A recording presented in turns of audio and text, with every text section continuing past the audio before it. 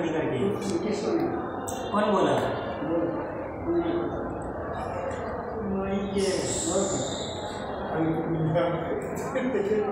ওই জন্য তো আমি বাকি মতো দিয়ে না আমি পেমেন্ট দিয়ে দিল उधर से चावल है तुम नहीं ले सकते।